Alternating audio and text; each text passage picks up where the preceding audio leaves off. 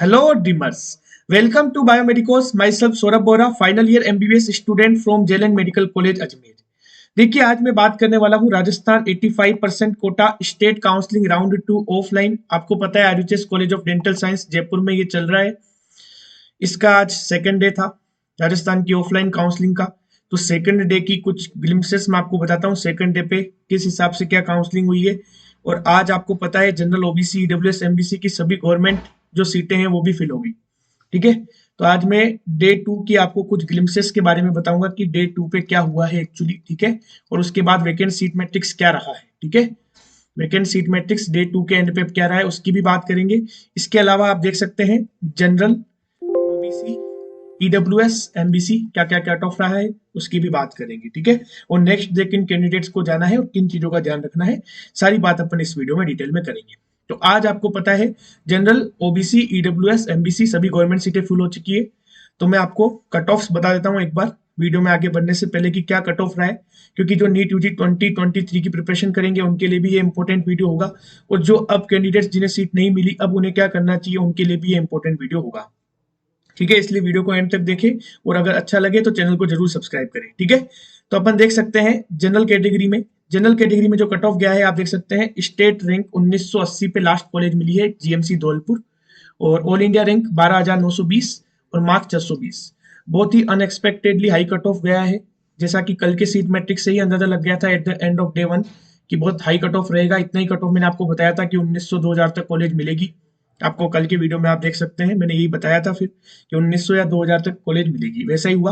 OBC category में भी आप देख सकते हैं, तो ओबीसी कैटेगरी में state rank 2056, all India rank 13,423, marks से 618 पे लास्ट गवर्नमेंट कॉलेज अलॉट हुआ है। ठीक है, उसके बाद अपन बात करते हैं ईडब्ल्यूएस कैटेगरी की। तो ईडब्ल्यूएस कैटेगरी की आप देख सकते हैं ईडब्ल्यूएस कैटेगरी में जो कट ऑफ गया है वो state rank 2083, all India rank 13,614 और मार्क्स जो है वो 617। ठीक है, एमबीसी कैटेगरी में कट ऑफ जो राउंड 1 का था उससे भी थोड़ा हाई रहा है, क्योंकि फ्रेश रजिस्ट्रेशन बहुत सारे हुए थे और बहुत सारे कैंडिडेट अपीयर भी हुए थे राउंड 2 की काउंसलिंग के लिए। तो 3675 state rank, all India rank 24,587 और मार्क्स 590, ये जनरल ओबीसी ईडब्ल्यूएस और एमबीसी का कट ऑफ रहा है राउंड 2 का। ठीक है, कट ऑफ अनएक्सपेक्टेडली बहुत ज्यादा हाई कट ऑफ रहा है। आप एक बार फिर से देख सकते हैं अगर मैं राउंड 1 और राउंड 2 को कंपेयर करूं, राउंड 1 का कट ऑफ और राउंड 2 का कट ऑफ जनरल का, ओबीसी का और ईडब्ल्यूएस का अगर मैं कंपेयर करूं तो आपको नजर आएगा कट ऑफ का क्या सीन रहा है। तो आप देख सकते हैं जनरल में जो कट ऑफ राउंड 1 में था वो 626 मार्क्स था। ठीक है, 626 मार्क्स मतलब आप स्टेट रैंक देख सकते हैं 1481। और राउंड 2 में कट ऑफ बहुत ज्यादा डिक्रीज नहीं हुआ, जैसा कि अपन एक्सपेक्ट कर रहे थे 610 611 तक कट ऑफ आ जाएगा, लेकिन इतना नहीं आया। स्टेट रैंक 1980 तक ही लास्ट कॉलेज अलॉट हुई है, जबकि इस पे मार्क्स है 620। ओबीसी कैटेगरी में आप देख सकते हैं ओबीसी कैटेगरी में राउंड 1 में जो लास्ट कॉलेज अलॉट हुआ है वो स्टेट रैंक 1513, मार्क्स 626। राउंड 2 में ये जो अलॉटमेंट देखने को मिला है वो स्टेट रैंक 2056, मार्क्स 618 पे देखने को मिला है। ईडब्ल्यूएस कैटेगरी में आप देख सकते हैं ईडब्ल्यूएस कैटेगरी में फर्स्ट राउंड में 1660 स्टेट रैंक, मार्क्स 625 थे। और अब आप देख सकते हैं स्टेट रैंक 2083 पे लास्ट कॉलेज अलॉट हुआ है जीएमसी धौलपुर, और 617 मार्क्स उस कैंडिडेट के हैं। तो आप देख सकते हैं कि कट ऑफ में डिक्रीमेंट बहुत ज्यादा नहीं हुआ, 626 से 620 only 6 marks cut off decrease हुई है। ठीक है, आप ओबीसी में भी देख सकते हैं 626 से 618, मतलब यहाँ पे भी जो डिक्रीमेंट हुआ है वो सिर्फ 7 मार्क्स का हुआ है। और यहाँ पे आप ईडब्ल्यूएस में देख सकते हैं 625 से 617, तो यहाँ पे जो डिक्रीमेंट हुआ है वो हुआ है 8 मार्क्स का। ठीक है, कोई दिक्कत? तो आप देख सकते हैं कि कट ऑफ में जो डिक्रीमेंट जनरली राउंड 1 की और राउंड 2 की कट ऑफ में राजस्थान में देखने को मिलता था वो तकरीबन 20 मार्क्स तक कट ऑफ का डिक्रीमेंट देखने को मिलता था, लेकिन इस बार कट ऑफ का डिक्रीमेंट सिर्फ 6 से 8 नंबर का डिक्रीमेंट मार्क्स वाइज बता रहा हूं मैं देखने को मिला है, जो कि ये शो करता है कि ऑल इंडिया कोटा के second round in fact mop-up round सबसे बहुत ज्यादा हाई कट ऑफ है। हाई कट ऑफ स्टेट्स में आने वाला राजस्थान पहले से एक स्टेट है, लेकिन इस बार जो कट ऑफ बहुत ज्यादा हाई गया है। ठीक है, और मैंने आपको कल भी एक्सप्लेन किया था और आज भी फिर एक्सप्लेन कर देता हूं कि इतना हाई कट ऑफ क्यों रहा।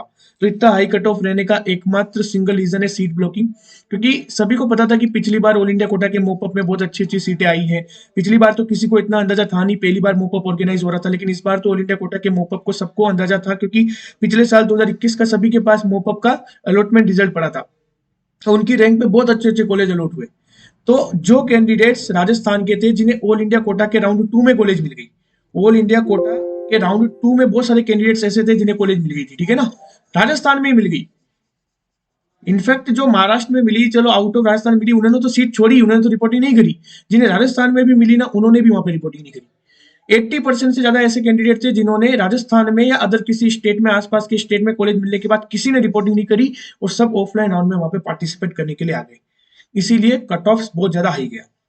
ठीक है, कट ऑफ हाई जाने का रीजन साफ आपको एक्सप्लेन हो रहा है, मैं आपको बता चुका हूं। लेकिन देखिए, आपको घबराने की कोई जरूरत नहीं है। क्यों घबराने की कोई जरूरत नहीं है, मैं आपको फिर बता रहा हूं कि जनरल, ओबीसी और ईडब्ल्यूएस कैटेगरी के कैंडिडेट्स, इनका स्टेट रैंक जिनका 2000 के बीच में, 2000 से 2600 के बीच में लाई कर रहा है, या ऑल इंडिया रैंक के ईडब्ल्यूएस के लिए मैं लिखिए कि जिनकी ऑल इंडिया रैंक 16000 के अंडर है, उनको बिल्कुल भी घबराने की जरूरत नहीं है। मतलब जनरल के लिए आप 15000 मान सकते हैं, क्योंकि बहुत सारी सीटें जो है वो ऑल इंडिया कोटा के मोपअप में आने वाली है। ऑल इंडिया कोटा मोपअप का शेड्यूल आ चुका है, मैं वीडियो भी बना चुका हूँ, लिंक आपको डिस्क्रिप्शन में मिल जाएगा। बहुत सारी गवर्नमेंट एमबीबीएस की सीटें आएगी, इनफैक्ट राजस्थान की बहुत सारी सीटें आएगी, राजस्थान की बहुत सारी सीटें आएगी, और हर एक स्टेट में हर एक मेडिकल कॉलेज की बहुत सारी सीटें आएगी, सिर्फ टॉप अपेक्स इंस्टीट्यूट्स को छोड़ के। ठीक है, तो जिनका ऑल इंडिया रैंक 15000 16000 तक है, जिन्हें अभी आपको देख सकते हैं कि राजस्थान में कॉलेज नहीं मिला। राजस्थान में कॉलेज आपको कितने रैंक तक मिला है, तो आप देख सकते हैं सिर्फ 13000 14000 तक कॉलेज मिला है, बस 13000 13500 तक कॉलेज मिला है। लेकिन अब जिनकी ऑल इंडिया रैंक आप देख सकते हैं कि 16000 के अंडर है, 15-16000, उनको भी राजस्थान में गवर्नमेंट एमबीबीएस सीट मिलेगी। और आपको क्या करना है, थोड़ा सा पेशेंस रखना है। और पेशेंस के अलावा आपको क्या रखना है कि जिन्होंने ऑल इंडिया कोटा के सेकंड राउंड में सीट मिल गई थी, छोड़ दी थी, फिर से फ्रेश रजिस्ट्रेशन करा के मोपअप में पार्टिसिपेट करे, चॉइस फिलिंग करे। और जिन्हें ऑल इंडिया कोटा के राउंड 2 से कोई सीट मिली नहीं थी, सेलेक्ट लिमिटेड चॉइस फिलिंग के कारण, उन्हें फिर से चॉइस फिलिंग करनी है, अच्छे से मोपअप में पार्टिसिपेट करना है, पेशेंस रखना है। 7 दिसंबर को रिजल्ट आएगा। जब इतने दिन तक पेशेंस रखा है तो 10 दिन और पेशेंस रखो। डेफिनेटली जिनकी ऑल इंडिया रैंक 15-16 हजार तक है, राजस्थान में कॉलेज मिलने के चांसेस रहेंगे। अगर बाई चांस राजस्थान में नहीं मिलता तो आसपास के states MP, UP, Gujarat, Himachal, इनमें कॉलेजेस मिल जाएंगे। नॉर्थ में कॉलेज डेफिनेटली मिल जाएगा, जिनकी ऑल इंडिया रैंक 16000 के अंदर है, उन्हें नॉर्थ में कॉलेज मिल जाएगा। ठीक है, इसलिए बिल्कुल ना घबराए। ऑल इंडिया कोटा के मोपअप की चॉइस फिलिंग शानदार तरीके से कीजिए, क्योंकि वही चॉइस फिलिंग आपके स्टेट वैकेंसी राउंड में भी कंटिन्यू होगी, एकदम अच्छे से और सोच समझ के। ऑल इंडिया कोटा के मोपअप की आपको चॉइस फिलिंग करनी है, जिन कैंडिडेट्स को राजस्थान में गवर्नमेंट एमबीबीएस की सीट नहीं मिली।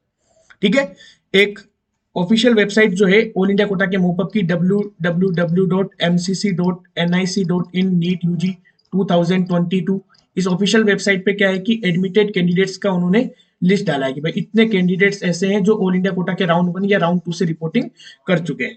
अब हालांकि अभी सीट मैट्रिक्स नहीं आया, 2-3 दिन में सीट मैट्रिक्स भी आ जाएगा, लेकिन वहां से अगर अपन देखते हैं तो एम्स में टोटल आप देख सकते हैं कि 2162 एमबीबीएस की सीटें हैं, जिसमें से 2044 कैंडिडेट एडमिट कर चुके हैं, मतलब उन्होंने सीट ले चुके हैं। अब उन्हें फिर से स्टेट के किसी भी राउंड में ऑल इंडिया कोटा के मोपअप में पार्टिसिपेट नहीं करने दिया जाएगा। तो लगभग 118 सीटें वैकेंट होने की उम्मीद है। सीट मैट्रिक्स नहीं आया, टेंटेटिव बता रहा हूं मैं, जो ऑल इंडिया कोटा की वेबसाइट पे, जो एमसीसी की वेबसाइट पे जो डाटा है उसके बेसिस पे मैं आपको बता रहा हूँ, ये पहले ही एक्सप्लेन कर देता हूँ। वहां पे जो डाटा है उसी की बेसिस पे टेंटेटिव है, ये अभी फिक्स नहीं है। यहाँ लिख देता हूं मैं, टेंटेटिव है। ठीक है, अभी कुछ दिन में आ जाएगा मोपअप का सीट मैट्रिक्स। और ऑल इंडिया कोटा की कितनी सीटें हैं, तो टोटल सीटें आप देख सकते हैं 6484, इसमें से जिन्होंने एडमिशन ले लिया है वो 4263 ही है। तो 2221 ऐसी सीटें हैं जो वैकेंट एमबीबीएस की सीटें हैं। तो टोटल आप देख सकते हैं कि 118 तो हो गई इसकी सीटें, और 118 और 2221 सीटें हो गई ऑल इंडिया कोटा की। टोटल आप देख सकते हैं कि 2339 सीटें, 2339 सीटें। ये तो मैं सिर्फ एम्स की ऑल इंडिया कोटा की बात कर रहा हूँ। डीम्ड की और दिल्ली यूनिवर्सिटी के जो कोटा है उनकी तो और भी सीटें आएगी। एम्स की ऑल इंडिया कोटा की 2339 सीटें वापस से मोपअप में आएगी, जिनमें राजस्थान की, नॉर्थ के स्टेट की कॉलेजेस भी काफी सारी होगी।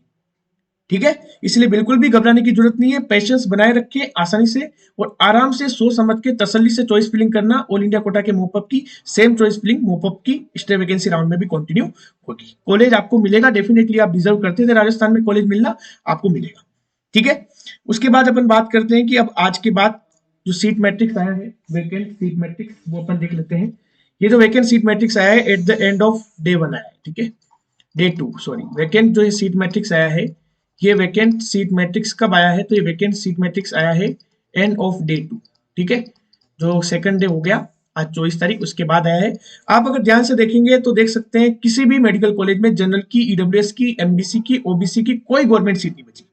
गवर्नमेंट सीटें सब खाली हो चुकी है, मतलब सारी भर चुकी है। आप सारे टोटल 21 के 21 मेडिकल कॉलेज में जनरल, ओबीसी, ईडब्ल्यूएस, एमबीसी की कोई भी गवर्नमेंट सीट नहीं बची है। ठीक है, तो फिर क्या बची है, पेमेंट सीटें बची हैं, प्राइवेट कॉलेज की जो जनरल सीटें हैं वो बची है, मैनेजमेंट सीटें बची है। ठीक है, बहुत सारे कैंडिडेट्स में से डाउट पूछे थे पेमेंट सीट के रिगार्डिंग, तो मैंने पेमेंट सीट के लिए सेपरेटली आपके सीट मैट्रिक्स को यहाँ जॉट डाउन कर लिया है, तो आप पेमेंट सीट के सीट मैट्रिक्स को देख सकते हैं। ठीक है, जनरल, ईडब्ल्यूएस, एमबीसी, ओबीसी, यहाँ पे आरयूएचएस में, झालावाड़ में और सीकर में, इन 3 कॉलेजों में कोई भी सीट अभी वैकेंट नहीं है। सिर्फ आप एमबीसी को छोड़ दीजिए, एमबीसी में एक सीकर की एक सीट वैकेंट है। पेमेंट सीट की बात चल रही है, ठीक है। गवर्नमेंट सीटें सारी फिल हो चुकी है, जनरल, ईडब्ल्यूएस, एमबीसी, ओबीसी चारों कैटेगरी की। ठीक है, पेमेंट सीट की बात कर रहा हूं मैं। ठीक है, पेमेंट सीट में आप देखिए पाली की। अब हम पाली की बात करते हैं, तो पाली में क्या है कि ईडब्ल्यूएस की 2 सीटें, ईडब्ल्यूएस की कितनी सीटें, ईडब्ल्यूएस की 2 सीटें अभी खाली है, एमबीसी की 1 सीट खाली है, ओबीसी की 2 सीट खाली है, जनरल की 10 सीटें खाली है, और ये 17 सीटें कौन सी है, ये एनआरआई की सीटें। फिर पाली में टोटल 23 एनआरआई की सीटें। राजस्थान की स्टेट काउंसिलिंग की वेबसाइट पर एनआरआई के अलॉटमेंट की लिस्ट भी आई है, वहां आप देखोगे तो पाली के सिर्फ 23 सीटों में से सिर्फ 6 सीटें जो है वो एनआरआई कैंडिडेट्स ने ली है, तो 17 सीटें वैकेंट हो गई। अब वो 17 सीटें क्या किया कि काउंसलिंग अथॉरिटी ने एनआरआई की सीटों को मैनेजमेंट में कन्वर्ट कर दिया, पेमेंट सीट में कन्वर्ट कर दिया, तो टोटल पाली की अब 27 सीटें हो गई। अब जनरल की अब 27 सीटें हैं, एक किसी भी पर्टिकुलर स्टेट रैंक पर, इसमें ईडब्ल्यूएस कैंडिडेट भी एडमिशन ले सकता है, एमबीसी भी ले सकता है, ओबीसी भी ले सकता है। एससी और एसटी कैटेगरी के कैंडिडेट अपनी जो उनकी सीट खाली है ना, मैंने पूरा सीट मैट्रिक्स नहीं बनाया, एससी और एसटी की कैटेगरी की खुद की उनकी सीटें भी खाली है, एसटी कैटेगरी की, तो वो उन्हीं की सीट पे पेमेंट सीट लेंगे, क्योंकि उन्हें कल 11 साढ़े 11,000 रैंक तक बुलाया। अगर वो जनरल की सीटें खा गए तो जनरल की, तो फिर जब वापस से 26 नवंबर को 4,000 के बाद रैंक को जनरल, ओबीसी, ईडब्ल्यूएस को बुलाया तो उनकी सीटें बचेगी नहीं। इसीलिए एससी और एसटी कैटेगरी वाले कैंडिडेट्स पेमेंट सीट अपनी खुद की कैटेगरी से लेंगे। ये सिर्फ जो सीटें हैं ये यूआर में एड हुई है, ये सिर्फ किन के लिए है, ईडब्ल्यूएस के लिए, एमबीसी के लिए और ओबीसी के लिए। समझ गए बात को। इसीलिए जहां जहां पे एनआरआई की सीटें थी और एनआरआई की सीटें नहीं फिल हुई, उनको जो गवर्नमेंट है उन्होंने क्या कर दिया कि जनरल कैटेगरी में डाल दिया पेमेंट सीट बना के।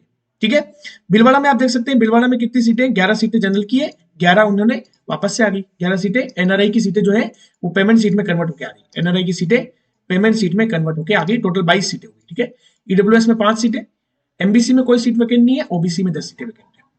समझ गए मैं कौन सी ऐड कर रहा हूँ, कि एनआरआई की सीटें ऐड कर रहा हूँ। ये जो सीटें मैंने ऐड करी है, जो एनआरआई की सीटें हैं, ये जो ऐड हुई है वो सीटें। इसी तरीके से आप बाकी कॉलेजेस में भी देख सकते हैं।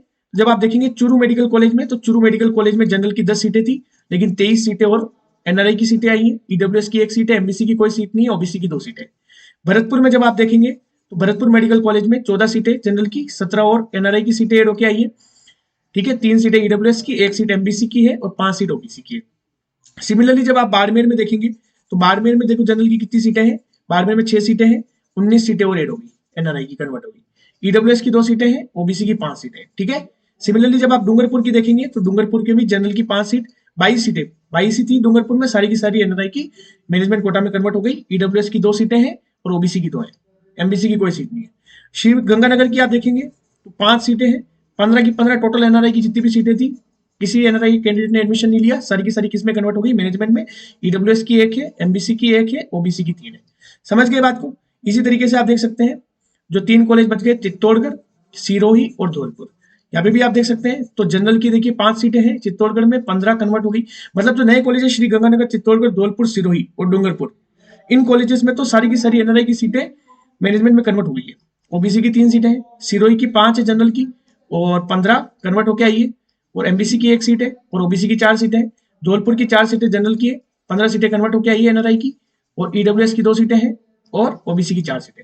इस तरीके से जब आप देखेंगे तो टोटल अब गवर्नमेंट सीटें, जो पेमेंट सीटें हैं जनरल कैटेगरी में, वो कितनी है, तो वो पेमेंट सीट आप देख सकते हैं 244 पेमेंट सीटें जनरल के लिए है। अब ये जो जनरल के लिए वो ईडब्ल्यूएस के लिए भी, ईडब्ल्यूएस वाले भी अपनी किसी पर्टिकुलर स्टेट रैंक पे इनमें एडमिशन ले सकते हैं, बात ध्यान रखिएगा। ये नहीं कि सारी की सारी जो थी ये सीटें जो एनआरआई की कन्वर्ट होकर आई है वो सिर्फ जनरल को क्यों दी, हमें क्यों नहीं दी, सभी के लिए है ये, ईडब्ल्यूएस, एमबीसी, ओबीसी सभी के लिए। ठीक है, ईडब्ल्यूएस की कितनी सीटें, 18 पर्टिकुलर ईडब्ल्यूएस की 18, एमबीसी की 5 और ओबीसी की 40। ठीक है, इतनी सारी पेमेंट सीटें भी वैकेंट है। पेमेंट सीट के रिगार्डिंग में सेपरेट वीडियो बना लूंगा, क्योंकि उनकी काउंसलिंग अब जो होगी जनरल, ओबीसी, ईडब्ल्यूएस, एमबीसी की, वो 26 नवंबर को सेकंड स्लॉट में होगी।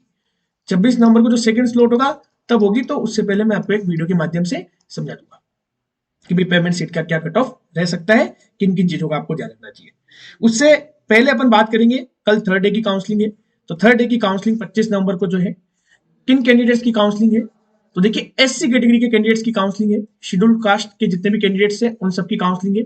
सब जने एकदम ढंग से अपने डॉक्यूमेंट्स तैयार करके लेके जाए। जिन्हें राउंड 1 में कॉलेज मिल गया है उन्हें क्या क्या लेके जाना है मैंने बता दिया था, डीडी की फोटोकॉपी, आधार कार्ड की फोटोकॉपी, इसके अलावा चॉइस फिलिंग का परफॉर्मा, ठीक है, ये सब आपको लेके जाना है और एंट्री टिकट प्रिंट करवा के लेके जाना है। और जो कैंडिडेट्स फ्रेश कैंडिडेट्स हैं, ठीक है ना, 5500 तक फर्स्ट राउंड में अलॉट हुआ था, उसके बाद की जितने भी कैंडिडेट्स हैं उन्हें फिर क्या लेके जाना है, सारे ओरिजिनल डॉक्यूमेंट्स, वही एंट्री टिकट, वही चॉइस फिलिंग परफॉर्मा, ये सब लेके जाना है। तो फर्स्ट स्लॉट में देखिए किन्हें जाना है, तो जिनकी स्टेट रैंक आप देख सकते हैं 4007 से लेकर 6829 के बीच में, उन्हें फर्स्ट स्लॉट में जाना है। जबकि 11 बजे वाले स्लॉट में जो स्टेट रैंक 6830 से लेकर 11681 स्टेट रैंक के कैंडिडेट से सिर्फ एससी कैटेगरी के, इस रैंक के बीच में जो सिर्फ एससी कैटेगरी के कैंडिडेट्स है ना, उन्हीं को जाना है। तो कल एससी कैंडिडेट्स की काउंसलिंग है, आप आराम से काउंसलिंग कराएं, कोई भी डाउट हो आप पूछ सकते हैं, मैं कमेंट सेक्शन में एकदम एक्टिव रहता हूँ। आजकल जब काउंसलिंग चल रही है, कोई भी डाउट हो मैं पूरा आपको एक्सप्लेन करने की कोशिश करूंगा। कोई भी डाउट हो बिल्कुल सोच समझ के जाएं, अच्छे से अपनी चॉइस फिलिंग करें। चॉइस फिलिंग का एक बार वीडियो में बना चुका हूं, वो आप देख लीजिएगा, किस तरीके से आपको कौन सी चॉइस को प्रायोरिटी देनी चाहिए, कहाँ आप कॉम्प्रोमाइज कर सकते हैं, कहाँ आप कॉम्प्रोमाइज नहीं कर सकते। उस वीडियो का लिंक भी आपको डिस्क्रिप्शन में मिल जाएगा। कौन कौन से डॉक्यूमेंट लेके जाने हैं उस वीडियो का लिंक भी आपको डिस्क्रिप्शन में मिल जाएगा।